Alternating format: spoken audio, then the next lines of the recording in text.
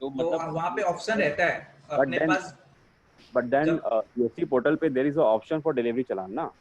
या e-way bill जब आप जनरेट करने जाते हो तो वहाँ पे ऑप्शंस रहता है कि जो हाँ टैक्स इनवॉइस टाइप में आपको सेलेक्ट करना पड़ता है कि whether that is tax invoice या आपका डिलीवरी चालान, डेबिट नोट, तो आपको वो सेलेक्ट करना पड़ता है वहाँ पे। तो after selecting that you can वो एक दिन तुम ई-वे बिल का भी फॉर्मेट दिखा देना ना, आज ही है क्या किसी और दिन है?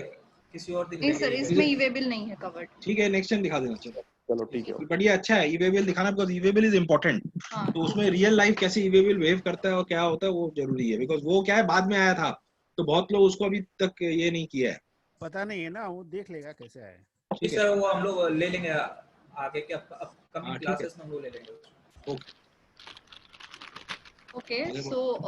तो हम लोग को ये पता चला कि in a particular year, starting from that year, one invoice number will be generated and that will be unique to that particular year. एक ईयर में एक ही इनवॉइस नंबर जैसे 1 2 3 4 करके it will start from that beginning of the year. Next thing is, in this invoice we can see there is a bill to column and there is a ship to column. Sometimes what happens is, in case of interstate supply, we are billing to the client which is in a separate state and we are delivering the goods in another state. So in that case we have to give the address of the billing address of the party, as well as we have to give the shipping address separately if we are transporting the goods to another separate place other than where we are billing. Next, in the invoice part, we see we have to mention the description of the goods that we are supplying. HSN code has to be given, the quantity, unit, rate per item. Then comes the discount. If any discount is provided, that needs to be mentioned in the tax invoice. And finally, we reach the taxable value. After the taxable value, we see the tax rates need to be mentioned. Segregation is done, CGST, SGST. And finally, we reach the total invoice value. At the end of the invoice, there should be authorized signatory of the concerned person.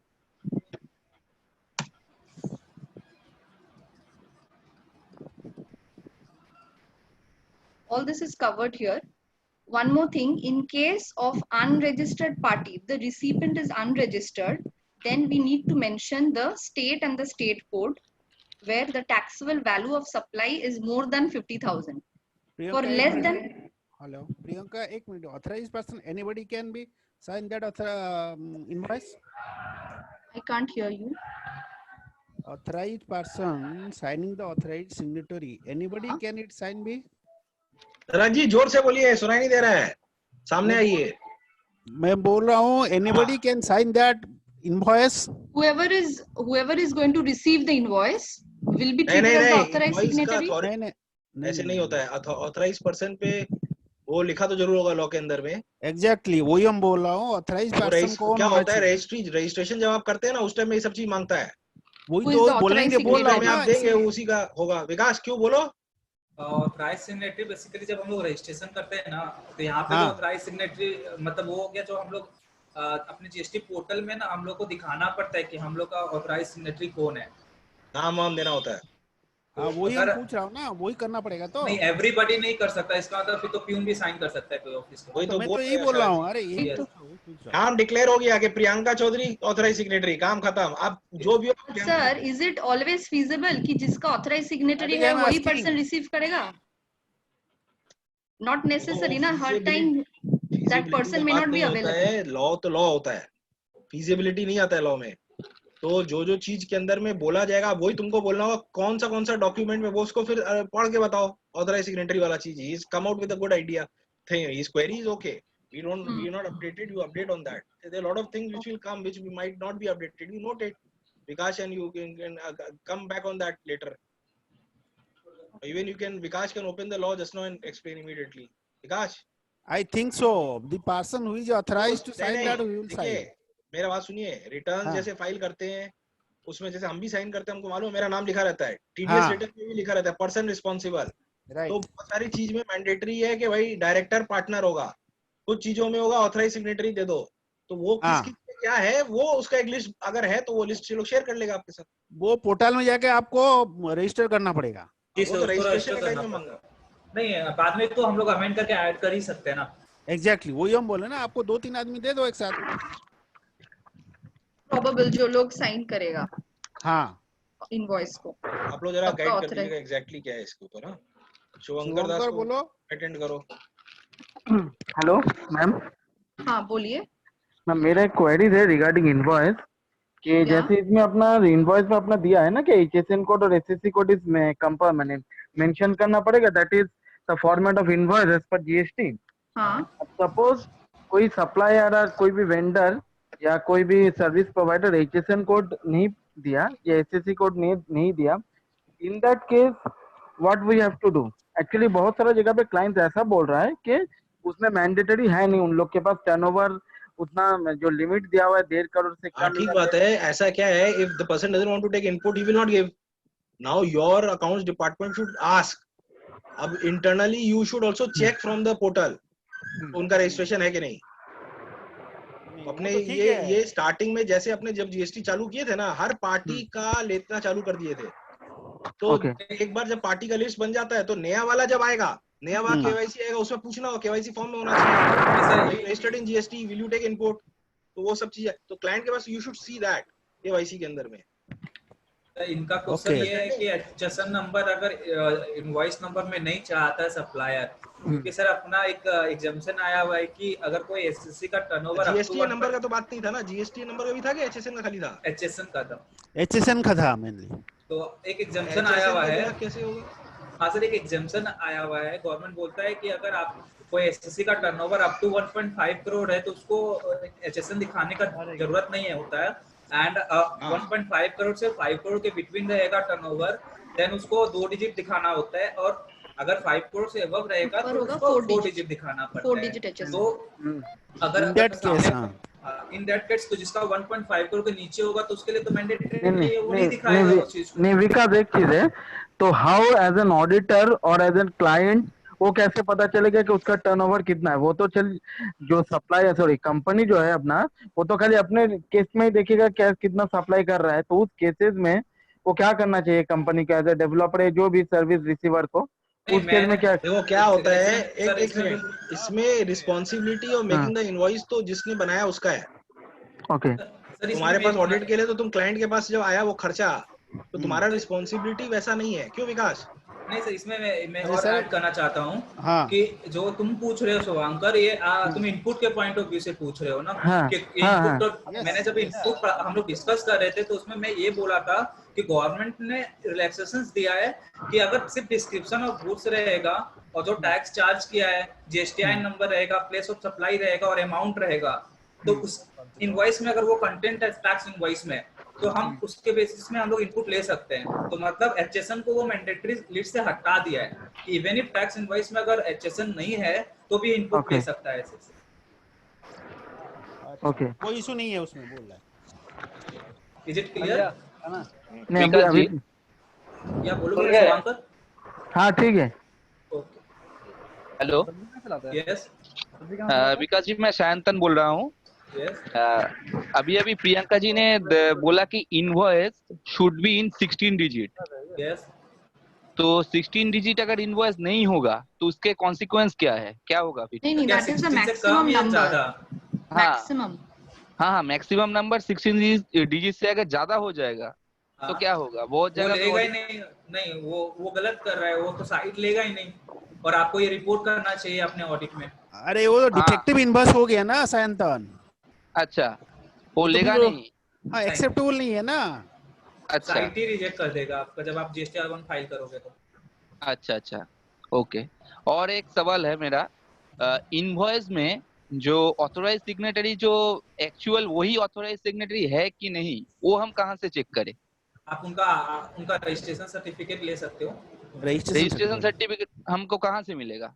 Party से आप client देगा, client से मांगो, client देगा। Client will provide us with the portal registration certificate.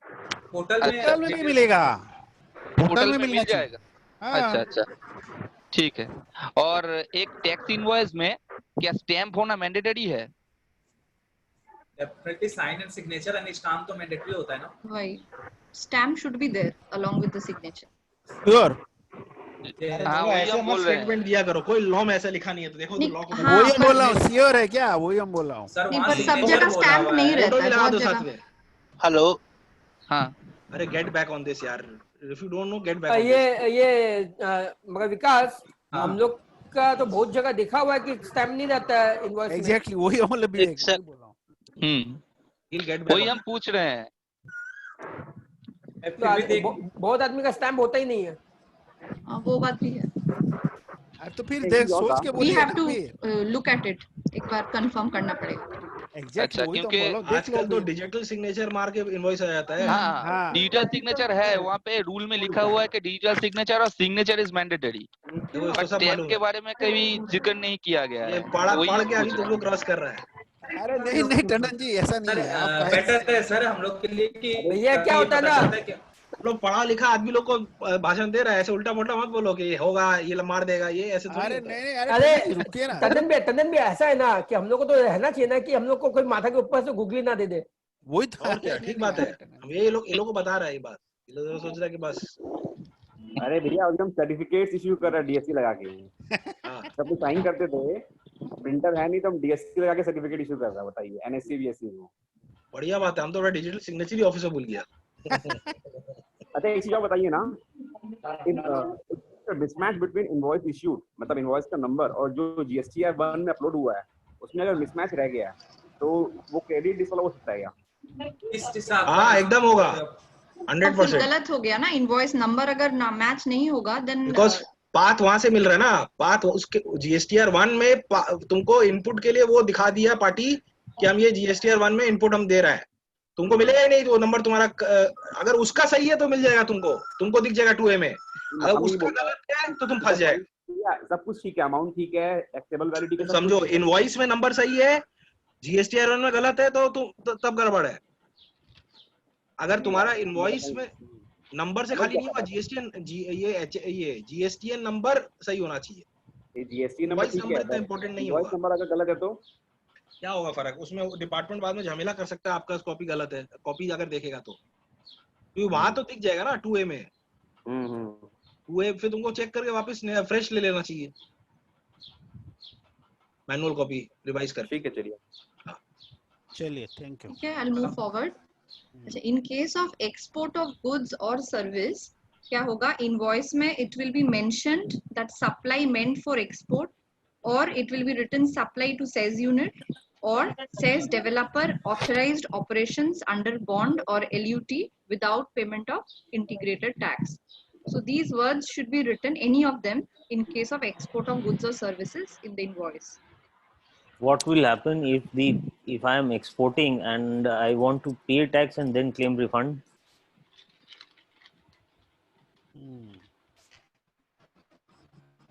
वो तो फिर उस दिन कवर किया था ना आई थिंक टॉपिक, वो Refund was covered earlier. Refund. No. I am not talking about refund. I am asking you what I write on the invoice. If I want to, if I'm doing export by paying duty, and I'll claim refund separate. So refund has been already taken care of. I am asking what will I write in the invoice? It is export, but without Supply LUT. meant for supply to sales unit you can write, no? Zero rated होता है I'm ना doing export. हाँ, जब आदमी है यार तुम लोग। सर इसमें लिखना पड़ेगा हम लोगों को, export with payment of tax हम लोग कर रहे हैं। So there is a fourth option also. Beyond the three options that you guys are saying, there's a fourth option okay. also. Okay. ठीक है. Okay, sir, I'll include that as well. With Continue. payment of tax also. तो rate के अंदर में लिखना होगा ना शायद जीरो रेटेड या क्या? नहीं भैया, क्यों जीरो रेटेड? अरे हम ड्यूटी पेमेंट करके एक्सपोर्ट करना चाहते हैं तो क्या दिक्कत है, हमको कोई रोक सकता है क्या? हाँ ठीक है, तब तो नॉर्मल इनवॉइस। नहीं सर, क्यों नॉर्मल इनवॉइस है? माल तो इंडिया के बाहर जा रहा है। हाँ एड्रेस बाहर का होगा। नहीं इसमें लिखना पड़ेगा, अरे लिखना पड़ेगा ना, एक्सपोर्ट लिखना पड़ेगा, नहीं तो तुमको रिफंड नहीं मिलेगा। कंट्री हाँ, उसका फॉर्मेट होगा विकास, देखो उसका फॉर्मेट। कोई फॉर्मेट नहीं है सर, जैसे इसमें बोला गया ना कि अंडर बॉन्ड या LUT without payment of IGST, वैसे उसमें लिखना पड़ेगा ऑन पेमेंट ऑफ IGST। हाँ ठीक है, self explanatory. so one fourth option will also be there. Next, I come to section 31, subsection 3, clause B is saying that a registered person may not issue an invoice if the recipient is not a registered person and if the value of the goods or services or both is less than 200 rupees. So if it is more than 200 rupees, we have to make invoice. If it is less than 200 rupees, there is no need to make any invoice. So इसमें when we started implementing this thing, this was more in the B2C category in retail sector, where those stores and all those things where customers pay cash and just take an invoice. And if it is because they are all unregistered persons, it's a B2C invoice. You don't need actually invoice in the format of an invoice also. Right. And then if it is less than 200 rupees, so you don't actually need to give an invoice. Any invoice. What will happen if I am an unregistered person, but I am purchasing something for say 1 lakh rupees? Then is the supplier bound to give me an invoice? Even if you are, एक minute, no, because पहला में आ जाता है ना. Sir, वो unregistered person. But there could be a case where a registered person goes to a store and he gives his GST number, he can get the invoice. मैं unregistered का पूछ रहा हूँ यार. Unregistered का बीमारी है उसी का तो दो ना. हाँ तो registered number है ही नहीं, कैसे मिलेगा invoice? तो बोले. आप ज़्यादा बोलेगा 200 रुपए ऊपर तो invoice देगा ही, लेकिन उसमें GST number नहीं लिखेगा बस. स्टोर वाला नहीं ले सकता यार. होता है मेरे यहाँ भी परचेज होता है without unregistered है और without लाख रुपए से ज्यादा का value. Sir, in that case, I feel supplier का GSTN रहेगा because of the unregistered recipient. Unregistered का तो GSTN number नहीं रहेगा. And if it is more than 50,000. Priyanka, देखो इसमें 200 रुपए वाला डील किराना का दुकान के लिए किया गया है. वो लोग. अरे भैया मैं जो सवाल पूछ रहा हूँ मेरे को सवाल का जवाब. सवाल में ही आ रहा है. बोलो मैं अनरजिस्टर्ड हूँ, लाख रुपए का सामान खरीदने गया, मेरे को इनवॉइस मिलेगा कि नहीं मिलेगा? Can I demand an invoice from the supplier or not? Yes, why not? Yes, क्यों नहीं सर. अगर हम लोग सर अगर बिग बाजार अगर जैसे जाते हैं या हम लोग कुछ परचेज पैंटालून्स जाते हैं, अगर उसमें if you are purchasing 1 lakh rupees तो वो तो इनवॉइस तो देगा ही हम लोग को. वही तो हम बात में आ रहा था, किससे ले रहे हैं. जो वेंडर है वो उसका साइज क्या है वो डिपेंड करेगा. किराना का दुकान में भी आप जाएंगे तो उसको 1 लाख रुपए का बोलेंगे, हो सकता है वो की करे, लेकिन आप उसको बोल सकते हैं कि 200 रुपए के ऊपर मेरे को मिलना चाहिए. बट ये जो यहाँ पे जो बोला गया है फिर तो वो सही नहीं है. यहाँ तो बोल रहे हो रजिस्टर्ड नहीं होगा तो इनवॉइस नहीं मिलेगा. नहीं विकास, एक बार सेक्शन खोल के देखो. इसमें ये बोला हुआ है कि 200 से लेस देन होगा तब इट इज नॉट, मतलब नेसेसरी नहीं है कि उसको इश्यू करना पड़ेगा. मोर देन 200 के ऊपर है ना. और रजिस्टर्ड पर्सन के लिए क्या बोल रहा है? तो रजिस्टर्ड पर्सन के लिए कुछ नहीं बोलता है क्या? नहीं कुछ नहीं, हमको तो इनवॉइस इशू करना पड़ेगा क्योंकि सामने वाले. तब हमको एक बात आप लोग विकास बाबू बताइए, आप लोग ये जो अभी प्रेजेंट कर रहे हैं ये आप लोग आपस में डिस्कस करके शेयर करे नहीं है? आप सबको नॉलेज बांट रहे हैं. नॉलेज में यदि गैप है तो अपने लोग वैल्यू एडिशन कर रहे हैं कि वैल्यू रिडक्शन करने बैठे हैं? नहीं प्रॉब्लम हम समझा नहीं संदीप है इसमें. ये देखिए दोनों चीज अलग अलग है. रजिस्टर्ड नंबर अगर होगा नहीं पार्टी का, आप इनवॉइस में मतलब आपके लिए मैंडेटरी पूछना भी नहीं है, वो पॉइंट से वो है. और 200 रुपए के नीचे तो देना ही नहीं है. 200 रुपए के ऊपर. अरे मैं लाख रुपए का, मैं अनरजिस्टर्ड हूँ, लाख रुपए का सामान खरीदा हूँ पैंटलून से, इनवॉइस मिलेगा. इनवॉइस देगा. पैंटलून तो इनवॉइस देता ही है तुम लोग. लेकिन जो अभी प्रेजेंट किया जा रहा है उसमें बोल रहा है रजिस्टर्ड नहीं होगा तो नहीं मिलेगा. तो मे नॉट इश्यू बोल रहा हूँ, जरूरी नहीं है कि आपको इनवॉइस नहीं. अरे यार अंग्रेजी मेरे को भी पढ़ने में समझ में आती है, क्या लिखा हुआ है वो देखो ना. आप लोग लिख के कुछ शेयर कर रहे हैं वो देखिए तो सही ना. देखिए इसमें जो लॉ के हिसाब से अब थोड़ा समझने में हो सकता है आप जो बोले हैं वो होगा, उसको और इंटरप्रेट ठीक से करना चाहिए था. लेकिन लीगली जो वेंडर सेलर है उसके हाथ में है इनवॉइस. हेलो, जो 1 लाख रुपए का माल बेचेगा उस साइज के अंदर में तो इनवॉइस बनाएगा ही वो. इसमें कहाँ इसे कहीं. अरे वो वहाँ लिख दीजिए ना ठीक से. वही बोल रहे हैं. कैसे इसको हम लोग. हेलो, अब सुल्तानिया हमसे बाद में तुम बात करना भैया. जी sir. Carry on Priyanka. Hello hello hello, सुनाई दे रहा है? चलो carry on. Manner of issuing tax invoice. Tax invoice जब इशू होता है then it is issued in 3 form, in triplicate. 3 copies will be there. पहला जो original copy है that will be for the recipient. Second जो duplicate copy होगा that is for the transporter. और third copy जो होगा that is for the supplier. This is in case of supply of goods. Whereas in case of supply of service, there will be 2 copies of the invoice. The original copy will be for the recipient and the duplicate copy will be for the supplier. And all these invoices will be in the common portal in GSTR 1. Next, we move on to the different type of tax invoices. First, we will go through the revised invoice. Revised invoice is basically an invoice which is being issued when a person applies for the certificate of registration. After that, there is a time gap of 1 month, 30 days, when he is issued the certificate of registration. During this period of 1 month, that is 30 days, if there is whatever sale takes place and invoices are issued, they will be considered as revised invoice. Next, bill of supply. Bill of supply, it is a type of invoice which is issued in case of supplying exempted goods or services. In case of bill of supply also the same rule applies, that is for less than 200 rupees value of goods or service, bill of supply need not be issued. Now next we move on to the receipt voucher. Receipt voucher में क्या होता है? Whenever we receive any advance payment for any goods or service, in that case we have to issue a receipt voucher to the party from whom we have taken advance. Here we also issue payment voucher. That is, when we are receiving the payment, we also issue a payment voucher. This is the format of a revised invoice.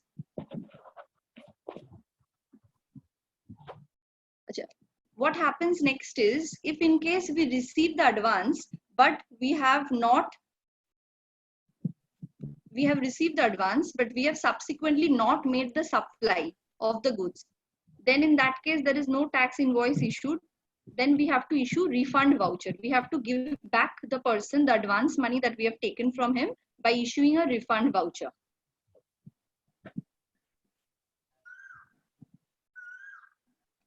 Now, the person who has to pay tax, who is covered under the reverse charge mechanism, they also need to issue invoices. Such person will issue the invoice after making the payment of that particular amount of reverse charge. Next, we move on to invoice in case of continuous supply of goods.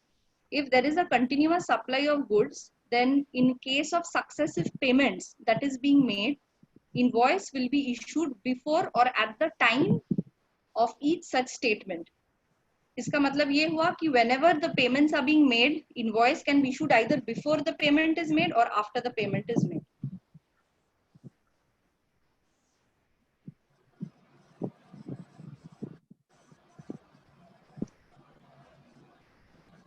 Issue of invoice in case where supply of services ceases under a contract before the completion of supply. That is, invoice कब raise होगा. The invoice shall be issued at the time when the supply ceases, and such invoice shall be issued to the extent of the supply made before cessation. So supply जब बंद हो जाता है, before or at the time when the supply closes or stops, we need to issue the invoice. Sale on approval basis. Where goods are sent or taken on approval basis for sale. Priyanka एक minute, मेरे question है, अगर वो supply कर दिया, invoice raise नहीं किया, तो is there any limit to issue the invoice? Is there any time limit? For service, it is 30 days. Within 30 days, the invoice need to be raised. If not raised, then sir इसमें sir, then you will not be able to take the input, no? नहीं sir, इसके नहीं sir, इस case में नहीं इसमें ये provisions नहीं है बैंक का. इसमें ये बोलता है आप अगर 30 डेज के बाद कर रहे हो, देन सर वो आपको इनवॉइस को लेट इशू कर रहे हो, इसमें पेनल्टी प्रोविजंस आ जाते हैं कि आप सर्विस उस दिन आप लायबल हो जा रहे हो. अगर आप सपोज आप 1.5 महीना के बाद बिल रेज कर रहे हो, ठीक है, 2 महीना के बाद बिल रेज कर रहे हो, बट एक्चुअल में यू आर लायबल जब वो 30 दिन कंप्लीट होता है उसके नेक्स्ट दिन यू आर लायबल टू पे टैक्स। नहीं, मेरा तो एक कंटिन्यूएशन सर्विस है, मैं इसको कैसे समझूंगा कि मेरा इसी दिन खत्म हुआ? तो कंटिन्यूअस के केस में तो जब सर इवेंट कंप्लीट होता है ना, तो जब इवेंट कंप्लीट होता है तो उस टाइम हम लोग को इशू करना पड़ता है। लाइक विकास मेरा क्वेश्चन है, सीधी सी बात है, सपोज मेरा कोई अगर ऑडिट चल रहा है बा कोई अगर कुछ असाइनमेंट लिए हो, उस असाइनमेंट का मेरा 3 महीना 6 महीना पार्टी को दे रहा हूँ, चल रहा है, एक्सेप्ट कर रहा है, ही सेइंग कि हाँ I am looking to that, तो उसमें वो अभी 3 महीना 4 महीना हो गया, 5 महीना भी हो गया, हम तब तक वो फाइनल नहीं हुआ है, तो वो भी बोलता है कि हाँ फाइनल भी हो गया, सपोज मेरा वो he has accepted my report, then after that कोई टाइम लिमिट है क्या मेरे को उसको वो रेज करने का इनवॉइस? शरद भैया इसमें अगर कंटिन्यूअस सप्लाई में बोलता है कि आपका बिलिंग का जो अग्रीमेंट में लिखा होगा कि आप बिलिंग मंथली करोगे, 6 महीने करोगे, क्वार्टरली करोगे, वो करना पड़ता है। और सपोज वैसा नहीं लिखा हुआ, कंप्लीशन ऑफ असाइनमेंट पे लिखा हुआ है, तो जिस दिन असाइनमेंट कंप्लीट होगा, असाइनमेंट कंप्लीट कैसे होता है, आप अपना रिपोर्ट दिए, सामने वाला एक्सेप्ट किया, उसके बाद आप बिल रेज करते हो। अभी आप बोल सामने वाला एक्सेप्ट कर लिया मगर हम बिल रेज नहीं कर रहे, तो क्यों नहीं कर रहे? नहीं किया, अरे सपोज भूल गए हैं, 6 महीने कोई टाइम लिमिट है क्या तो उसका? 1 महीने का लिमिट है, उसमें 1 महीने का लिमिट है। नहीं करे तो मेरे को पैसा नहीं मिलेगा क्या, इनपुट नहीं मिलेगा क्या उसमें? इनपुट तो नहीं है, उसमें बोलता है 1 महीने के अंदर आपको बिल रेज करना पड़ेगा, अगर बिल रेज नहीं करेंगे ड्यू होगा कि बिल रेज हो गया, आपको जीएसटी पे करना पड़ेगा। हाँ, तो बिल रेज करेंगे तब ना जीएसटी पेमेंट करेंगे रे। नहीं सर, आपको सपोज आपको जीएसटी रेफर करना है तो हम बोलेगा कि क्लाइंट आपको पैसा देगा नहीं मालूम है, हम 2 महीने बाद बिल रेज करेगा, तो वो गलत है। टंडन में क्या बोलते हैं, आपका बिल हो गया, ऑडिट हो गया, आप अपना बिल रेज करिए, बिल रेज करिए। भैया बोलता है कि स्टार्ट ऑडिट का तुम बिल का डेट दे दिया, वही पूछ रहा हूँ, वही जानना चाह रहा हूँ। वही 1 महीना from the end of this when the bill was due, मतलब क्या होता है, आपका एग्रीमेंट में लिखा है काम खत्म होती हो जाएगा, तो उसने काम एक्सेप्ट कर लिया, कैसे किया, आपको मेल किया कि हाँ report is okay, we are agreeing to report, कैसे करते हो आप लोग? हाँ, वही आजकल तो यूडीएन से हो जाता है। हाँ, तो यूडीएन जनरेट कर लिया होगा। वही तो बोल रहा हूँ, यूडीएन तो हो गया, मान लीजिए यूडीएन आप जनरेट कर दिए, तो यूडीएन का बाद तो 30 दिन, यूडीएन के बाद 30 दिन के अंदर 30 दिन का फिर हो रहा है। हाँ जी, तो बने तो कंप्लीट है, उसके बाद ब्याज लगेगा आपका जीएसटी। अरे टंडन जी, मेरा कहना है कि पहले तो मैं यूडीएन जनरेट का 30 दिन का बाद ही कर रहा हूँ, उससे तो 30 दिन पहले तो मेरा कर दिया था, मैं कंप्लीट कर दिया था रिपोर्ट। नहीं, यूडीएन तो आपको सेम डे जनरेट करना पड़ेगा, 30 दिन बाद क्यों करेंगे? कैसे? यूडीएन आपको साइनिंग डेट में करना चाहिए। हाँ, करना चाहिए, but there is a limit ना, अभी 30 दिन का भी हो रहा है। नहीं, 14 दिन का है। हाँ, तो वो आप सब कुछ एक साथ थोड़ी बोल यार, आप वो 14 दिन। एक सेकंड, क्या विवेक क्या बोल रहा है, फिर कहां से आएगा 14 दिन, कहां से आ गया? हट गया 30 दिन। कब घटेगा? 1 जनवरी से खाली दिसंबर तक का छूट था। अरे शरद जी, आप बैक डेट में जिंदा रहेंगे क्या हमेशा? नहीं देख लेते, फॉरवर्ड डेट में काम नहीं करेंगे क्या? इसलिए सब कुछ एक ही डेट में करिए काम। इसीलिए जानना चाह रहा हूँ ना, इसीलिए तो मैं अपडेट होने चाह रहा हूँ उसमें। ना एज अ प्रिंसिपल फर्म में ये डिसीजन हुआ है कि बैक डेट में कोई भी अपने, अरे हम प्रिंसिपल का वो नहीं पूछ रहा हूँ, अरे सर ये प्रिंसिपल का बात नहीं कर रहा हूँ यहाँ पे हम प्रिंसिपल तोड़ने का ही तो बात कर रहे हैं। अरे नहीं, आपका जो क्वेरी है, क्या यूनियन जनरेट करे, यूनियन में आप डेट लिख रहे हो, किस दिन रिपोर्ट कंप्लीट हुआ आपका? हाँ, जिस दिन, हाँ, तो जो साइनिंग डेट है ना, उसके 1 महीने के अंदर आपको बिल रेज करना कंपल्सरी, नहीं तो ब्याज लगेगा। अच्छा, नहीं तुम 14 दिन बोल रहा है तो हम 14 दिन का बात कर रहा हूँ वहाँ पे। अरे यूनियन का बात अलग से करिए, अभी जीएसटी का बात करिए ना। अरे उसी का लिंक है ना यार, ऐसे कैसे बात क्या आ रहा है यार? जी कंफ्यूज हो रहा है आप, दोनों चीज अलग है। आप जब भी साइन किया, अभी यूडीएन आपको 14 दिन में करना पड़ेगा और बिल 30 दिन में करना होगा, बस। चलिए ठीक, चलिए करिए प्रियंका। सर मुझे एक क्वेश्चन करना है इसमें। शुभेंदु बोल रहे हैं सर। हाँ बोलो। हाँ, बोल रहे हैं कि इसमें हम लोगों का जो रियल एस्टेट डेवलपर के अंडर जो काम होता है, इसमें माइलस्टोन डेट लिखा हुआ रहता है, डिफरेंट डेट्स का कस्टमर के साथ। तो ये कंप्लीट होने के बाद डिमांड रेस करना पड़ता है। इसका मतलब तो ये 30 दिन के अंदर अगर डिमांड हम लोग नहीं रेस करते तो कंपनी को पेनल्टी लगने का चांसेस है? आपका तो माइलस्टोन में इनवॉइस रेज होगा ना? हाँ, माइलस्टोन के कंप्लीट होने के बाद 30 दिन के बाद अगर डिमांड नहीं रेज होता है तो एक सेकंड, इसका जैसे बोलना है, मेरा अगर जो डेवलपर अपना कस्टमर से डील किया है कि मेरा पहला कास्टिंग हो जाएगा, मेरा पहला कास्टिंग हो जाएगा तो हम आपको डिमांड रेज करेंगे रुपया का। तो पहला कास्टिंग हो गया मेरा, 30 दिन के अंदर डिमांड रेज नहीं किया, मार्केट खराब है तो उसका 30 दिन नहीं, वो नहीं होता है। कुछ और प्रोसेस हो सकते हैं कि भाई सर्विस ठीक से नहीं दिया हो, डिस्प्यूट हो, नहीं सर्विस इज नॉट कंप्लीट। नहीं भैया, इसमें क्या होता है, मार्केट कंडीशन खराब होने से बिल नहीं रेज होना, वैसे होता है, धंधा वैसे होता है। तो फिर वो प्रूव करना पड़ेगा कि काम हुआ ही नहीं, वो उसको वैसे सब्सटेंशिएट करना होगा, वो वाला पॉइंट आएगा।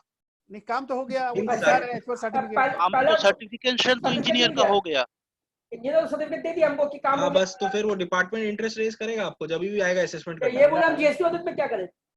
Tandon, in the terms of your whatever contract is there, can't you change the terms? जोर से आप बोलिए। ठीक है, सुनाई दे रहा है। Payment terms change नहीं कर सकते हो क्या? This is a continuous, real estate is a continuous you can always do through documentation. That is what I said, कि if there are some changes because of some pending work or dispute or quality issue, you can always document quality work नहीं, बाजार अभी जैसे for example है, अभी का time में यदि किसी का कंप्लीट मान लो खुलने के बाद में तुरंत हो भी जाता है, तो वो अभी स्ट्रेटेजिकली कंप्लीट हो गया। अभी तो फोर्स मेजर है, अब तो फोर्स मेजर। अरे अभी के बाद में भी यदि खुल जाता है, खुलने के बाद में भी कोई नहीं रेज करेगा, अभी कोई नहीं करेगा, अंडरस्टैंडिंग कर सकते हो मेल के थ्रू, वो सब चलेगा। ये तो स्पेशल केस सिचुएशन है। अगर नहीं स्पेशल छोड़ के भी आगे भी हो सकता है क्या? अरे अभी तो मार्केट में बहुत कुछ हो रहा है। अभी तो जैसे कल वो पीवीआर वाला बोल रहा था कि दे में ask for discount on rentals. हाँ, रेंटल हमको lot of things which will happen. Rental देगा ही नहीं, मिलेगा ही नहीं। हाँ, दैट इज ओके, वो फोर्स मेजर होगा। जैसे ओयो वाला बोला ना, अरे सुनो, कल इंडस्ट्री वाले ममता जी को बोल रहे थे मेरे को 3 महीने का इंटरेस्ट, ये जो रेंटल छोड़ दीजिए। वो बोला हम प्राइवेट वाले को क्या बोलेंगे, प्राइवेट खाए क्या? कल टेस्ट कर रहा था सर। एक्चुअली यहाँ पे क्या होता है, लोन के चक्कर में 2-3 महीना का गैप हो जाता है इनवॉइस डिमांड रेज करने में। हाँ, वो क्या करना चाहिए? नहीं, लोन तो तब कब होता है जब पोजीशन देते हैं फ्लैट का, तब ना। जो लीगल पोजीशन है कि कॉन्ट्रैक्ट के हिसाब से this is continuous supply service. Contract में जो पेमेंट टर्म्स लिखा है, if it is linked to a happening of an activity, once that activity is done, 30 दिन में इनवॉइस बन जाना चाहिए। जब आदमी जीएसटी डिपार्टमेंट या जीएसटी ऑडिटर ऑडिट करता है, it is humanly impossible for him to track each and every case in a real estate project। Real estate project में 30 मान लो 500 कस्टमर है, तुम 500 का एक का थोड़ी ना देख सकता है। ऑब्वियसली सर, बट कॉन्ट्रैक्ट है तो कॉन्ट्रैक्ट अमेंड भी हो सकता है। अमेंड कैसे होगा? हो ही सकता है ना। In such a case, best course is to amend the contract, but amending the contract करने से वो कस्टमर हमेशा उसका फायदा उठाएगा, इसलिए रियल एस्टेट डेवलपर वो कॉन्ट्रैक्ट अमेंड नहीं करना चाहता है। वही तो रियल एस्टेट केस में पॉसिबल नहीं है ना। अपने माथे पे रिस्क लेके चल रहा है, देखेगा क्या होगा। Okay sir. वैसे आप ऑडिट में चाहे तो आजकल तो सिस्टम में बहुत सारा चीज बना होता है लोग का, कि टर्म्स हो जाते हैं कि भाई पेमेंट का ये डेट है, उस डेट में पैसा नहीं आया तो इतना डिले हुआ, वो सब तो निकल जाता है। बट डेफिनेटली जो संदीप भाई बोल रहे हैं, वो फिर ऑडिट इन जीएसटी ऑडिट वो एक जनरल नोट देना चाहिए ऑडिट रिपोर्ट में कि ये सैंपल हम लिया था।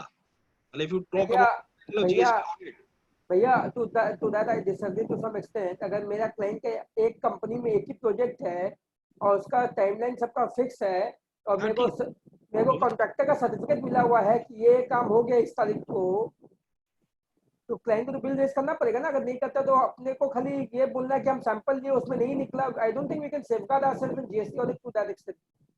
देखना पड़ेगा, मतलब क्या है कि यू आर आल्सो करेक्ट, वही बोल रहा हूं, he is also correct, but देख के बताइए ना, you have to save your skin. अरे देख के बताना क्या, एकदम हिटलर बन के ऑडिट करेंगे तो करना होगा।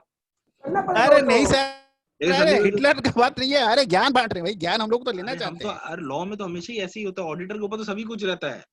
हेलो, तो बोला है इंटरेस्ट, विकास इंटरेस्ट का क्लॉज तो डाला हुआ है ना देखने के लिए। वो टैक्स, हाँ वो इंटरेस्ट पे लगेगा ना, जैसे स्पेसिफिक क्लॉज है ना जीएसटी में, ऑडिट में। हाँ भैया है, बस तो देना ही होगा। लेकिन अब तुम कितना देखेगा, कितना डॉक्यूमेंट करेगा, कैसे करेगा, वो तुम्हारे ऊपर है। उससे बढ़िया जीएसटी ऑडिट नहीं करना चाहिए। ये क्या बोल रहा है? Continue sir. विकास कुमार गुप्ता का एक क्वेश्चन है, उसको मैं अनम्यूट कर रहा हूँ या लास्ट में लूँ इसको? नहीं बोल दे, खत्म करने दो, 10 मिनट बचा है तुम्हारा। हाँ भैया, हाँ विकास अनम्यूट किया उसमें। हाँ भैया मेरा क्वेश्चन बोलिए। बाद में आप क्वेश्चन बाद में। Okay sir.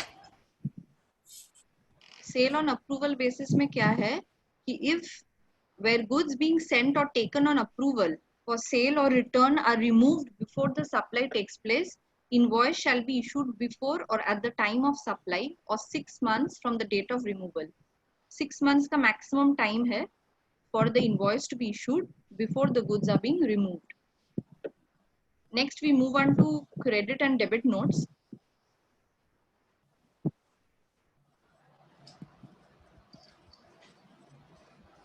Credit note, when it is being issued, whenever there is a tax invoice that has been issued for supply of any goods or service which is exceeding the goods that has been supplied, means हम लोग का tax invoice में the value is more, whereas the goods that which we have supplied is less, or it may happen that the recipient has returned back some goods. In that case, a credit note is issued by a supplier. Alternatively, if we see, if the taxable value of the goods that which we have sent is more and the invoice value is less, in that case, a debit note is issued by the supplier. This credit note or the debit note which is issued, this should actually be shown in the return for that respective month when they are issued. If it is not shown in that month's return, then maximum we can show it in following September. When the year closes, following that September month, within that, following the end of the financial year, we can show that credit note or debit note. Or maximum, we can show it in our annual return as well, whichever is earlier.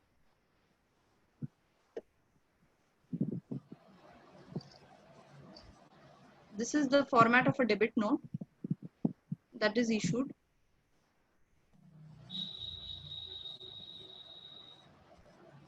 Okay, now we move to input service distributor, the invoice that an ISD issues or the credit note that the ISD issues. What is the format?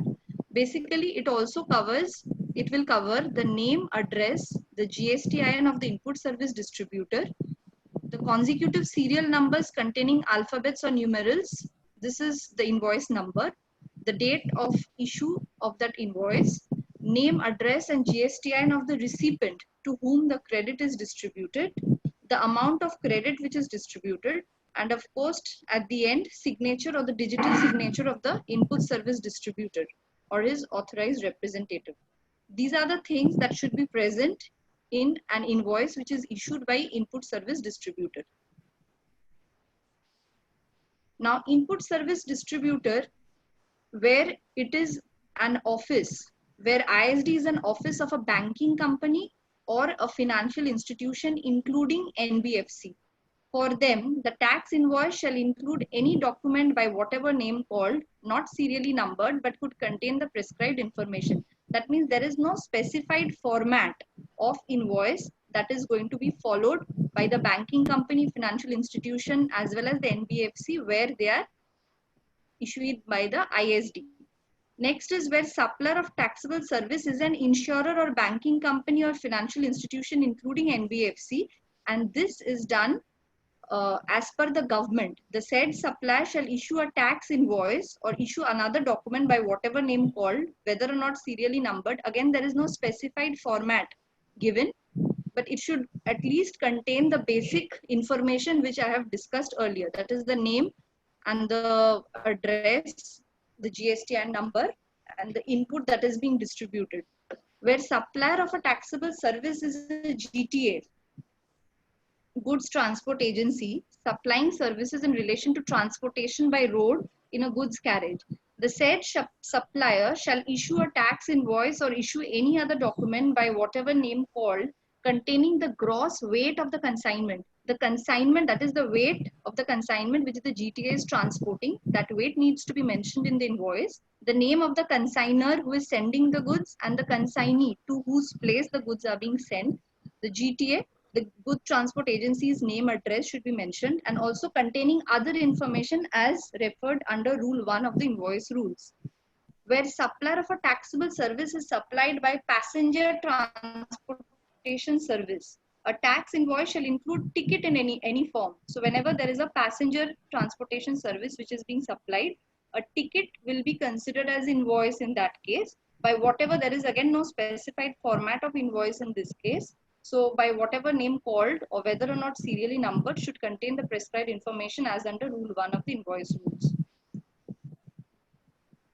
Now, next we move on to transportation of goods without an invoice. There are certain category of goods which can be transported without issuing an invoice, and it can be transported by issuing merely a delivery challan. They include supply of liquid gas, where the quantity at the time of removal from the place of business of the supplier is not known. We don't know the quantity because the liquid gas cannot be quantified. Next comes transportation of goods for job work. What happens is when any goods is sent by the manufacturer to the job worker, normally challans are issued. At that time, invoices are not prepared because the raw material which is sent out and coated in material which comes back from the job worker, after that when it is sent finally to the recipient's premises, that is the time normally when the invoices are being issued. Transportation of goods for reasons other than by way of supply, such other supplies as may be notified by the board. The delivery challan serially numbered not exceeding 16 characters. Now these are the things which should be there in a delivery challan. That is, the challan number should be there, which should again not increase 16 characters. The date, the number of the delivery challan should be mentioned. The name, address, the GSTIN of the consignor who is sending the consignment. Again, similar information should be provided for the consignee, name, address, GSTIN, the HSN code, the description of the goods, and quantity. Quantity is again on provisional basis if exact quantity cannot be quantified. These are the things which need to be mentioned in a delivery challan, which is being sent by the supplier to the recipient. Taxable value needs to be mentioned in the challan, the tax rate, tax amount.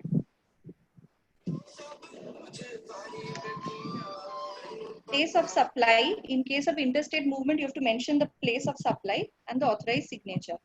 Now again, the delivery challan which is issued in this case should be prepared in triplicate. The original challan will be for the consignee, the duplicate will be for the transporter, and the triplicate will be for the consignor to whom the consignment is being sent. And all these details of the delivery challan should be mentioned in the waybill. Now, last of all, we come to the topic where goods are transported in semi-knocked down or completely knocked down condition. This is related mainly to the large machinery which has to be supplied in parts, which cannot be supplied one at once. So in this case, what happens is supplier shall issue complete invoice before dispatch of the first consignment. Since the consignment needs to be sent in parts, first time when the consignment is sent, supplier will issue a complete invoice. Now the second time, what happens is each time it is not possible to issue invoices. So second time the supplier can or shall issue a delivery challan. For each of the subsequent consignments, delivery challan will be issued. Each consignment shall be accompanied by copies of the delivery challan along with duly certified copies of the invoice. So until unless the invoice is prepared, work will be done with delivery challan. The original copy of the invoice shall be sent along with at the last consignment. And this example is applicable, as I told you, in case of large machinery, if supply is likely to be spread over months or even years. Separate invoice for each consignment is the only way out. Thank you so much. My presentation ends over here. Thank you. विकास का एक question था. Question विकास. विकास करके एक हाथ उठाया था उसने. हाँ भैया, मेरा क्वेश्चन बोलो. हाँ भैया, मेरा क्वेश्चन ये था कि मेरा एक क्लाइंट है जहाँ पे क्या होता है कि काम दिसंबर में ही अपना कंप्लीट कर देता है कॉन्ट्रैक्टर, पर बिल मेरे पास आते आते वो फरवरी का हो जा रहा है महीना. तो जब हम फरवरी में दिसंबर का बिल ले रहे हैं तो वहां पे ये क्या पेनल्टी चार्ज हो सकता है क्या? क्योंकि काम तो वो दिसंबर में कंप्लीट कर चुका है और हमारा 30 दिन का पीरियड जो वो भी खत्म हो चुका है. फिर इंटरेस्ट लगेगा. इनवॉइस तो कॉन्ट्रैक्टर इश्यू कर रहे हैं या तुम तो रिसीव कर रहे हो इनवॉइस को. हाँ, वो कॉन्ट्रैक्टर भी, लेकिन इनवॉइस जब इशू कर रहा है तो डेट ऑफ इनवॉइस वहाँ पे 4 फरवरी अगर दिया हुआ है मान लीजिए और दिसंबर का बिल, इसमें कहीं बिल में तो मेंशंस प्रैक्टिकली देखने जाए तो उस बिल में तो कहीं मेंशन नहीं कि ये सर्विस कब कंप्लीट हुआ है. एग्रीमेंट में दिया हुआ रहता है क्या कि ये डेट? हाँ, वो बिल में ये भी मेंशन किया रहता है विकास जी, शुभेंदु बोल रहे. क्या होता है इसमें, इंजीनियर का जो सर्टिफिकेशन होता है तो वहां पे जो सपोर्टिंग्स है उसमें ऑलरेडी शो हो चुका है कि दिसंबर में काम खत्म है, बट इनवॉइस जो रेज हो रहा है ये फरवरी मार्च अप्रैल में भी रेज होता है। कुछ बिल ऐसे भी मिलता है कि 180 दिन के बाद आता है, कि 1 साल के बाद आता है। तो क्या होगा उस केस में? देखिए continuous supply of service, continuous supply of service में लॉ बोलता है कि जब कॉन्ट्रेक्चुअली आपको पेमेंट करने की रिक्वायरमेंट है उस टाइम पे इनवॉइस बनना चाहिए। तो इसमें हिसाब से तो जो थोड़े से होशियार कॉन्ट्रैक्टर्स हैं वो पहले परफॉर्मा इनवॉइस बनाते हैं। परफॉर्मा इनवॉइस बना के आप अपना बिल सारा चेक कर लो, ये कर लो वो कर लो, सब कुछ जब हो गया तब आपको हम पेमेंट करेंगे। और नॉर्मली जो कॉन्ट्रैक्ट भी जो बनता है कॉन्ट्रैक्टर के साथ में वो तो यही बोलता है ना, हमारा हम पेमेंट तब करेंगे जब हमारा सारा चेकिंग हो जाएगा, या बोलता है आपका फर्स्ट बार जब बिल आएगा तो उसका एक एडहॉक लमसम पैसा दे देंगे, फिर फाइनल चेकिंग पे देंगे। अकॉर्डिंगली काम होना चाहिए। पॉइंट वही है ना संदीप भैया, पॉइंट इन लोग का यही है ना कि फिर वो जो डिले हो रहा है, आप प्रोफॉर्मा भी बनाए और 3 महीने का इनवॉइस बना तो डिले हो गया ना इनवॉइस एग्रीमेंट से। तो अरे भैया मेरा कंटिन्यूअस सप्लाई ऑफ सर्विस है, कंटिन्यूअस सप्लाई ऑफ सर्विस के अंदर में इनवॉइस तब बनना चाहिए when the payment is due. Contract जो बनता है, कॉन्ट्रैक्ट में ये बोला जाता है कि हमारा जब तक बिल का मेजरमेंट चेकिंग नहीं होगा, सर्टिफाई नहीं होगा, तब तक हम तुमको पैसा नहीं देंगे। ठीक है, अगर एग्रीमेंट वो लिखा देन फाइन, सभी कोई लिखता है, नहीं तो वो तो लीगली वाइड हो जाएगा। बड़ा जो कॉन्ट्रैक्टर होता है, सपोज एलएनटी जैसा कॉन्ट्रैक्टर है, वो तो आगे खड़ा हो जाएगा लीगल नोटिस लेके। ठीक बात है, वो तो एक्सेप्टेबल जब तक होगा तभी तो जाके हो पाएगा। ऐसे में सर वो परफॉर्मा इनवॉइस करके अपना काम चला सकता है। वही करना चाहिए, उसको करना चाहिए। छोटा वाला तो थोड़ी करते हैं, जो अनऑर्गेनाइज्ड कॉन्ट्रैक्टर है वो कभी थोड़ी रेज करता है कि प्रोफॉर्मा इनवॉइस। हाँ, क्योंकि मेरे पास अभी बहुत सारा बिल आता है सर वैसा, जैसे कि परफॉर्मा इनवॉइस है जो आता है उसके लिए। मेरा कहना है कि इसमें देखिए टंडन जी, संदीप जी, इसमें ये जो पूछ रहा है कि भाई अपने तो वो बिल रेज कर दे रहा है, हम लोग को पास कर भी दे रहे हैं, लेकिन इन केस ऑफ जीएसटी में वो प्रॉब्लमेटिक होगा क्या क्लाइंट को? एग्रीमेंट देख लीजिए, एग्रीमेंट में ये क्लॉज जैसे संदीप बोल रहे हैं डिले वो है तब ठीक है। अरे सर मेरा हम क्या बोल रहे हैं, आपका ये सारे काम हो गया, जो डेली लेबर वो लिख दे रहा है ना कि कंप्लीटेड है, एंड साइड वाला भी साइन करके दे दिया इट इज बीन एक्सेप्टेबल। उसके बाद भी वो लोग रेज करते हैं, मान लीजिए 3 महीना बाद रेज किया है तो डिले है। वो दिक्कत आएगी तो कॉन्ट्रैक्टर को आएगी ना, आपके क्लाइंट को थोड़ी ना आएगी। हाँ वही मैं पूछ रहा हूँ, वो वही बताइए ना सर उसको। अरे वो तो सर्विस जो प्रोवाइडर है जीएसटी तो वही रेज करता है ना। हाँ वही चार्ज कर रहा है ना, तो आएगी तो कॉन्ट्रैक्टर को दिक्कत आएगी। अपने क्लाइंट को कोई प्रॉब्लम नहीं है, यही तो। अरे सर यही तो उसको बोल दीजिए भाई आपने क्लाइंट को क्या प्रॉब्लम है, तुमको क्या प्रॉब्लम है उसमें। जी ओके, एक चीज और था भैया, हाँ कि हमारा डेबिट नोट रेज करने का और क्रेडिट नोट रेज करने का कोई फॉर्मेट है क्या? क्योंकि किसी इनवॉइस के अगेंस्ट में अगर करते हैं, अभी दिखाया ना प्रियंका डेबिट नोट का। I'll show you the format again. अरे एक दिखा दिया ना तुमको अभी। फॉर्मेट में एज अ गवर्नमेंट ने कोई विकास गवर्नमेंट ने कोई स्पेसिफिक फॉर्मेट नहीं दिया, उन्होंने बोला कि उन्होंने बहुत सारे पॉइंट्स दिया होना चाहिए, पॉइंट्स दिया, वो पॉइंट्स होना चाहिए आपका। प्रियंका और सुल्तानिया, आप लोग एक काम कीजिए, जो आपने सजेस्टेड फॉर्मेट बनाया ना वो इसको गुप्ता को भेज दीजिए, बस खत्म हुआ बात, आगे बढ़िए नेक्स्ट पॉइंट। भैया एक क्वेरी है। Okay thank you. Shubhankar, hello बोलो शुभंकर। हाँ बोल रहे थे विकास, जैसे वो बोले ना, जैसे सपोज वेंडर मेरा लेट से बिल मेरे को दिया, हम वो सर्टिफाई भी कि उसमें 180 डेज चल गया, जो भी चल गया टाइमलाइन चला गया, तो उसमें वेंडर का प्रॉब्लम है। अब सपोज मेरे को वो 180 डेज के बाद दे दिया बिल, इनवॉइस मैं तो 180 डेज के बाद इनवॉइस डेट का 180 डेज के अंदर अगर पेमेंट ना करूं तो मेरा तो अपना इनपुट रिवर्स करना पड़ेगा। तो उस केस में क्या वो हमको बिल चेंज करके फिर इनपुट लेना चाहिए या उसी के बेस में इनपुट लेना पड़ेगा? शुभंकर वो तो तुम्हारे पास में जब बिल ही लेट से आया तुमने तो उसका क्रेडिट लिया ही नहीं ना। नहीं भैया, सपोज वो 85 या सपोज 50 डेज के बाद बिल आया, तो मैं जब 1 महीना मेरे पास रहेगा इनपुट मैंने क्या बोलते हैं क्लेम करने के लिए, फिर तो 1 महीना इनपुट लिया, फिर उसके बाद फिर रिवर्स करना पड़ेगा। इनपुट क्लेम करने के लिए तुम्हारे पास में सितंबर ऑफ नेक्स्ट ईयर है।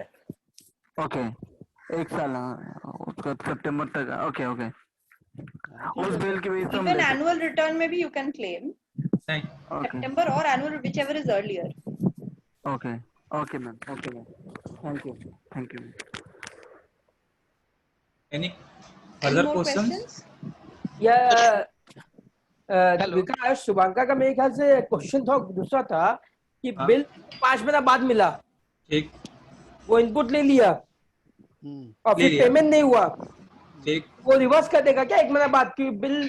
तो मेरे को मिला 5 महीने बाद, मगर बिल डेट ओरिजिनल था, सपोज जनवरी का बिल मुझे मई में मिला, हाँ। मैंने जुलाई तक पेमेंट नहीं किया, तो मुझे क्या जून में बिल रिवर्स करना पड़ेगा क्या? Obviously. वो क्वेश्चन था शुभांका का, वही क्वेश्चन था। ठीक ही बोला विवेक, ठीक ही बोल रहा है। हेलो, इतना जो विकास बोलता डर जाता आदमी लोग। सार्थक बोल रहा हूँ सर। हाँ बोलो बोलो। बोल रहे थे यूए बिल रिगार्डिंग मेरा एक सवाल था। यूए बिल क्या होता है भैया? उसका जब आप नोट डाउन कर लो उस क्वेरी को, जब हम लोग ईवे बिल का डिस्कशन करेंगे तो उस टाइम ईवे बिल बोला, यूए नहीं भैया। अच्छा, e-way bill, okay. Even we will discuss in another session. और कोई क्वेश्चन? शुभंकर का हाथ उठा हुआ है, राहुल का भी हाथ उठा हुआ है। राहुल को ले आता है, राहुल तुम्हारा स्पेशल आदमी है। अरे ज्यादा जो लोग क्वेश्चन पूछते हो लोगों आज अलाउ मत करो, राहुल बहुत क्वेश्चन पूछता है। नहीं सर, ठीक है सर, मैं नहीं पूछता हूँ। पूछो पूछो राहुल पूछो। क्या आवाज है? सर किसका आवाज है? हेलो। हाँ, यस। सपोजली सर अपने जैसे पूछो। हाँ, जैसे फार्मास्यूटिकल सेक्टर्स में सर, जैसे कि मेडिसिन जो होता है, इफ अ मैन्युफैक्चरर अगर जैसे होलसेलर को या होलसेलर रिटेलर को देता है एंड वो बाद में जाके वो एक्सपायर्ड हो जाता है, तो अब वो एक्सपायर्ड गुड्स को तो रिटेलर जो होलसेलर को वापस देगा या होलसेलर मैन्युफैक्चरर को वापस दे देगा, तो उस केस में क्या प्रोसीजर फॉलो होगा? क्या इनवॉइसिंग कैसे होगा फिर? अगर एक्सपायर गुड्स है तो आप तो जो इनपुट लिए थे आपको रिवर्स करना पड़ेगा। नहीं मतलब पहला क्वेश्चन है कि सर क्रेडिट नोट जैसे देना पड़ेगा, तो सपोज देगा, सप्लायर देगा माल वापस आने पर। तो सर क्रेडिट नोट जैसे कि हम लोग ने बोला क्रेडिट मिलेगा तुमको? नहीं सर, क्रेडिट नोट से तो जीएसटी का क्रेडिट तो सर कम हो जाएगा ना। उस दिन भी डिस्कस किए थे ना, मतलब से सपोज इनवॉइस प्लस जीएसटी पूरा मिलेगा तुमको, वो उसको रिवर्स करेगा, बर्न करेगा अपना इनपुट 17.5 के अंडर में। तो सर क्रेडिट नोट का तो एक टाइम लिमिट है, जैसे सितंबर ऑफ द नेक्स्ट ईयर या एनुअल रिटर्न जब फाइल करेंगे व्हिचएवर इज, तो उसके अंदर देना ही होगा, उसके अंदर नहीं दोगे, उसके बाद में दोगे, उसके बाद एक्सपायर हो तो सर इसमें दो केस है, तो या तो अगर सामने वाला अपना इनपुट नहीं कर रहा है तो उस केस में फ्रेश सप्लाई ट्रीट हो जाएगा, वो रीबिल कर देगा, उसको सेल बिल वापस कर देगा। वो भी वो पहले स्टार्टिंग में अपने किए थे जीएसटी जो इम्प्लीमेंट हुआ। नहीं इसमें क्या है ना भैया, इसमें जैसे 2 साल 3 साल बाद भी एक्सपायर होता है ना, तो भैया उसके पॉइंट ऑफ व्यू से बोल रहा है। अब एक और चीज है, ये क्या नाम है, विकास। हाँ बोलिए ना। अब सपोज होलसेलर ने माल बेचा रिटेलर को, अब रिटेलर 3 साल बाद वापस कर रहा है और रिटेलर के ऊपर जीएसटी एप्लीकेबल नहीं है। मतलब होलसेलर ने रिटेलर को बेचा, रिटेलर 3 साल बाद माल वापस किया एक्सपायर होने के बाद, माल 3 साल बाद एक्सपायर हो गया। अब रिटेलर जब वापस कर रहा है वो रीबिल करेगा, मगर रीबिल में उसके ऊपर जीएसटी लागू नहीं है, उसका 5 लाख के नीचे लिमिट है, उसका डूबेगा। जब परचेज किया था उस टाइम उसका 5 लाख था। अरे वो तो बिल में जीएसटी लगा नहीं सकेगा ना क्लेम करने के लिए। करेक्ट तो डूबेगा, उसका उपाय नहीं है, इसीलिए तो सबको बोला जीएसटी में आने के लिए। जिसका 3 लाख रुपए 5 लाख रुपए दुकानदारी वो क्या करेगा? हाँ तो कच्चा में बेच दो। कंपनी कच्चा में वापस ये सीरियस प्रॉब्लम है, इसीलिए तो अरे भाई इसीलिए जीएसटी में सबको बोलता है रजिस्टर करने को, जो रिटर्न्स का जिसका है। तुम देखेगा जीएसटी लॉ के अंदर हु शुड गेट रजिस्टर्ड, उसमें ये सब होगा, हु इज डूइंग रिटर्न्स, जिसका ये है ये जिसका कुछ भी नहीं है, खाली कैश सेल है और वापस आएगा नहीं माल। कच्चा का मतलब कैश सेल, मतलब बिक्री हो गया वापस आना ही नहीं है, उसको उतना नहीं माथा लगाना है। जिसको वापस करना उसको तो करना ही होगा, तो कैसे होगा? वो तो उस टाइम इनपुट भी तो नहीं लिया था, वही तो बोल रहा हूँ। वो इनपुट नहीं लिया, अब वो उसको थोड़ी उसका क्रेडिट कंपनी देगा, कंपनी तो बोलेगा हम क्रेडिट देगा कैसे, हमको भी तो आगे चाहिए इनवॉइस। तो सर जो ये इनवॉइस अभी फ्रेश इनवॉइस इशू होगा, तो जो इनपुट हम लोग को रिवर्सल करेंगे 17.5 में, तो ये जितना का इनवॉइसिंग अभी नया फ्रेश सप्लाई में इशू उतना का इनपुट रिवर्स होगा कि जो मैन्युफैक्चरर ने एक्सपायर्ड गुड्स जब दिया था उसके बेसिस पे जो आईटीसी आया वो? वैसे देखा जाए तो तुम एक एक्सपायर्ड गुड्स का इनवॉइस नहीं रेज कर सकता है। ये भी इश्यूज आए थे अपने इट इज नॉट सेलेबल अपने में, फिर नाम तुम लेता है। अच्छा सॉरी, कोई भी medicine company can not raise a invoice for expired goods, तो उसका एक्चुअल में होना चाहिए वो टाइम के अंदर में ही क्रेडिट नोट के थ्रू वो। भैया टाइम के अंदर कैसे होगा अगर 3 साल में माल एक्सपायर होता है तो बात वही है ना, एक आदमी को नुकसान होगा। अब या तो क्या होगा, तुम मैन्युफैक्चरर उसको क्रेडिट देगा उस जीएसटी का और अपना जीएसटी रिवर्स नहीं करेगा, बात तो एक ही हो गया। मतलब तुम अगर उसको इनवॉइस देता, वापस सेल बिल बना के देता, तो मैन्युफैक्चरर उसका इनपुट लेता और अपना इनपुट रिवर्स करता। उसके जगह में मैन्युफैक्चरर उसको क्रेडिट दे रहा है वैल्यू का, वो भी हुआ है बाजार में। भैया इसमें क्या होता है जनरली मेरे ख्याल से, जितना भी डैमेज गुड्स होता है ना वो रिटेलर के पास या आपका जो डिस्ट्रीब्यूटर है वहीं पे डिस्ट्रॉय हो जाता है, वो मैन्युफैक्चरर तक जाता ही नहीं है। एक्चुअल में वही होता है, वो उसमें भी बहुत होता है। रियल लाइफ में क्या होता है, इसको डिस्काउंट अगर सन का 5 डिस्ट्रीब्यूटर है ना, डिस्काउंट दे देता है। नहीं होता है, बहुत झमेला है। अगर एक सन का प्रोडक्ट है, 5 डिस्ट्रीब्यूटर से माल आया होगा वेंडर के पास में, मतलब अल्टीमेट रिटेलर के पास में, माल वापस जाते हुए तो पता ही नहीं चलेगा किसका है। पता चल गया तो वो हो सकता है कि उस साल में उसके अगेंस्ट में सेल उतना हुआ नहीं है, वो बोलेगा नहीं हमको सेल्स का इतना परसेंटेज ही अलाउड है, तो इसमें नुकसान है अगर टाइमली आप नहीं करो। Unless and you have a very strong control. Pharmaceutical में अल्टीमेटली जो ब्रांड मैन्युफैक्चरर है हिट उसके पास आएगा। हाँ, वो किस तरह से, तुम्हारा साइज क्या है, कैसे भी करो, माल फाइनली उसके पास जा रहा है, बीच में डिस्ट्रॉय हो रहा है, जो भी हो रहा है, अल्टीमेटली उसको हिट लेना पड़ेगा।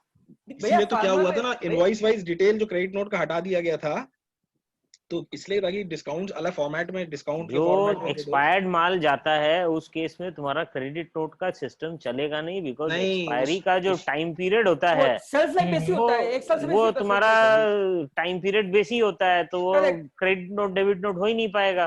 भैया खाली फार्मा में नहीं, एफएमसीजी में भी है लोग, एफएमसीजी में भी है। रिप्लेनिश करने के लिए भी तो माल तो पुराना फ्री सप्लाई नहीं हुआ क्या, फिर नया वाला फ्री सप्लाई होगा, वो ऐसे इनवॉइस बनेगा, फ्री सप्लाई होगा तो उसको, अरे वेरियस कंपनीज वेरियस इस टाइप ऑफ पॉलिसी कर रही है, एक स्टैंडर्ड पॉलिसी थोड़ी ना है। ये सारे प्रॉब्लम्स आए हैं, कुछ में डूबा है पैसा, कुछ में फ्री सप्लाई हुआ है, कुछ में कंपनीज ने बोला हम क्रेडिट दे देंगे आपको, नुकसान आपका हम बेयर कर लेंगे।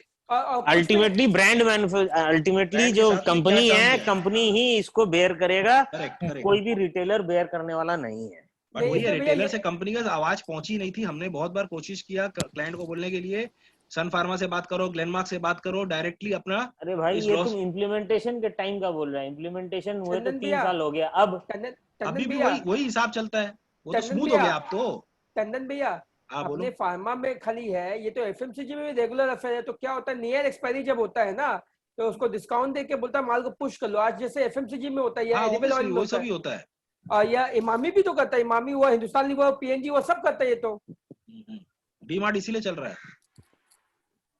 क्या एक्सपायर्ड माल बेचता है? नहीं, ऑलमोस्ट लास्ट स्टेज होता है ना, तब वो सब माल वहां चला जाता है, बिक्री हो जाता है ना। लाइक 50% डिस्काउंट में, जितना मॉडर्न ट्रेड के अंदर में, हाँ मॉडर्न ट्रेड में होता है ये। आज का डेट में संदीप भैया 2 महीना एक्सपायरी वाला चला जाता है। आपको मालूम है अभी जितना बाजार में माल बिक रहा है, उसमें सब पुराना माल बिक रहा है, क्योंकि ऑप्शन ये कस्टमर को लेना है। हम अपने आप लेके आए हैं कुछ माल ऐसा जिसका शेल्फ लाइफ 1 महीना बचा है, जो मिल रहा है ले लो, बस 1 महीना बचा है। हम कभी लेता नहीं था, अभी अलग बात है, शेल्फ में माल ही नहीं है। वही तो बोल रहा हूं, जो मिल रहा है ले लो। ठीक है, चलो आगे क्वेश्चन। बस hello sir, thank you sir. Thank you. Hello yes hello, Shubhendu बोल रहे हैं। मेरा लास्ट एक क्वेश्चन है, इनवॉइस जो है ये कि प्रिंटेड होना जरूरी है कि मैनुअल भी रेज कर सकते हैं? और 2 नंबर है कि इनवॉइस में अगर कोई करेक्शंस होता है तो इनवॉइस के फिर से फ्रेश इनवॉइस लाना जरूरी है क्या? विंडो इसमें क्या होता है, विंडो इसमें क्या होता है, जो मैनुअल इनवॉइस दे रहे हो, मेरे ख्याल से मैनुअल दे सकते हो, मगर उसका इनवॉइस का नंबरिंग क्रोनोलॉजिकल ऑर्डर होना चाहिए कि बीच में तुमको इनवॉइस फाइल के जीएसटी कलेक्ट कर लिया और पेमेंट नहीं किया डिपार्टमेंट को, तो कोई भी इनवॉइस अगर कैंसिल होता है तो उसका भी कॉपी रखना पड़ेगा, नहीं तो डिपार्टमेंट ये बोलेगा भैया आपने जीएसटी कलेक्ट किया था इस इनवॉइस में, मुझे पैसा नहीं मिला। मेरा जो अंडरस्टैंडिंग है। विकास बताओ। हाँ, ये अपने को क्रोनोलॉजिकली इशू करना पड़ेगा अपने लोग को मैनुअली। और जो इनवॉइस उसमें से गायब नहीं होना चाहिए बीच में। गायब नहीं होना चाहिए, वो कैंसिल या कैंसिल एक्चुअली में कैंसिल तो हम लोग कैसे कर सकते हैं, क्रेडिट नोट या क्रेडिट नोट के थ्रू? नहीं, अरे यार हम बिल बनाया, बिल मैं दिखला ही नहीं, सेल हुआ ही नहीं, तो कैंसिल करके उसको रखना पड़ेगा ना भाई। हाँ, उसको रखना पड़ेगा। तो रिटर्न में डिटेल जाता है, नहीं जाएगा तो हालत बिगड़ जाएगा। तो जाएगा ही। B2B का सारा डेटा जाता है GSTR1 में। B2C का?